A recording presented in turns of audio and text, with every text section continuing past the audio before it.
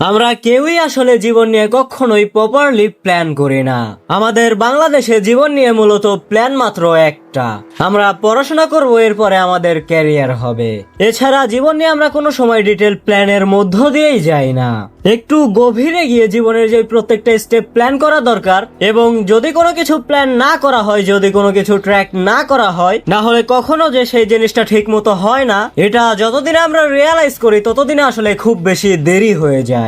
আজকে আমরা life plan করার কথা বলবো, এটাকে অনেকেই বলে লাইফ ম্যাপিং। তাহলে চলো আর কথা না বাড়িয়ে শুরু করা যাক। প্রথমে তোমার স্কুল লাইফ। এই বয়সে জীবনে খুব বেশি প্রেশার নেওয়ার দরকার আছে এটা আমার মনে হয় না। তোমরা বড়দের মুখে বলতে শুনেছো যে স্কুল লাইফ একবার চলে গেলে এটা আর ফিরে পাওয়া যায় না, এই কথাটা সত্য। তুমি যে এখন স্কুলে আছো আর ভাবছো যে জীবনে কত প্রবলেম, জীবনে কত কষ্ট, গার্লফ্রেন্ড বয়ফ্রেন্ড হারানোর বেদনা, এর থেকে বেশি কষ্ট মনে হয় জীবনে আর কখনোই হবে না। এটাই মনে হয় সব থেকে বেশি কষ্ট। তোমার মাথায় এই ভাবনা আসতেছে কারণ এখন পর্যন্ত তোমার জীবনে ঘটে যাওয়া এগুলোই তোমার জীবনের সব থেকে বেশি কষ্ট।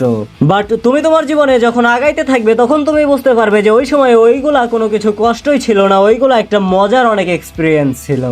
যদি তুমি স্কুলে থেকে থাকো তাহলে তোমার জীবনের একমাত্র উদ্দেশ্য হওয়া উচিত পড়াশোনা না, ক্যারিয়ার না, জীবনকে যতটা পারো এনজয় করা। বাট এইখানেও একটা কথা আছে, জীবনকে এনজয় ততটুকুই করা উচিত যতটুকু করলে তোমার বা অন্য কারো লং টাইমে গিয়ে কোনো ক্ষতি হবে না। জীবন এনজয় করা মানে যে আমি মদ খাবো, ইয়াবা খাবো, এগুলো না। জীবন এনজয় করা মানে আমি ছিনতাই করব, নেশা করব, এগুলো না। এই মেজর ফল্ট গুলো থেকে দূরে থেকে তোমার জীবন তুমি যত বেশি পারো এনজয় করবে। যদি তুমি বলো যে আমি সকাল 6টা থেকে রাত 10টা পর্যন্ত ফুটবল খেলবো, ক্রিকেট খেলবো, তুমি এইগুলোই করো, সমস্যা নেই, কারণ তোমার এই বয়সে এইটাই করার কথা। শুধু দুইটা জিনিস আমরা মাথায় রাখবো, যেন পড়াশোনায় আমাদের খুব বেশি ক্ষতি না হয়। আমি তোমাকে স্কুল টপার হইতে বলতেছি না, তোমার রোল 10 রাখতে হবে, 20 রাখতে হবে, তাও করতে হবে না। আবার লাস্ট ব্রেঞ্চের স্টুডেন্টও হতে যেও না। তুমি এতটুকু করো যেন তোমার মার্কশিটে তোমার নাম্বার 70 to 80 থাকে, তাহলেই হবে। আর স্কুলের পড়া এতটাও কঠিন না যে তুমি 60-70 নাম্বার তুলতে পারবে না। এটা অনেক সহজ, যদি তুমি একটু ট্রাই করো তাহলেই পারবে। এটা গেল একটা। আর আরেকটা হলো, তুমি স্কুলের পাশাপাশি নিজেকে একটু সময় দিয়ে সাইড হাসেল স্টার্ট করো। তোমার বয়স যদি 15, 16, 17 হয় তাহলে সাইড হাসেল শুরু করার জন্য এটাই পারফেক্ট সময়। সাইড হাসেল এই কথাটা থেকে আমরা বুঝতে পারতেছি এটা এমন একটা কাজ যেটা আমরা মেন কাজের সাইডে গিয়ে করি। অনেকেই যেই ভুলটা করে সেটা হলো সাইড হাসেলকে নিজের মেন কাজে বানিয়ে নেয়, তাও যখন সেই স্কুলে পড়ছে।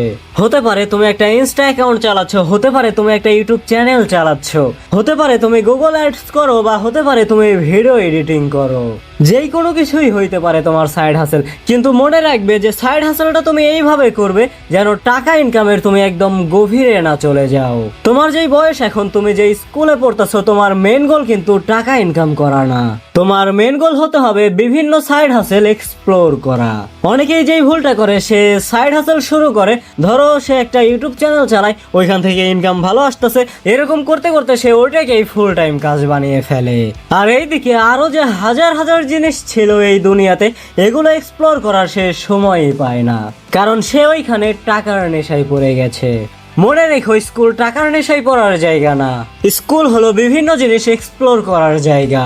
এই সময় আমরা শুধু এক্সপ্লোর করব, ইনকাম করার জন্য নয়। ইনকাম যদি হয় তাহলে তো ভালোই, আর না হইলেও কোনো সমস্যা নাই, কারণ এইখানে আমরা বুঝতে এসেছি যে আমাদের প্যাশন কি, কোনটা আমাদের ভালো লাগে, এবং লং টাইমে কোনটা আমাদেরকে টিকিয়ে রাখতে পারবে। আর যদি তুমি জানতে চাও যে তুমি স্কুল বা কলেজে থেকে কোন কাজে সব থেকে বেটার রেজাল্ট পাবে, তাহলে কমেন্টে লিখো নেক্সট ভিডিও। যদি তোমরা 100টা কমেন্ট করতে পারো তাহলে এই ভিডিওর নেক্সট পার্ট নিয়ে হাজির হব আগামী সপ্তাহের মধ্যেই।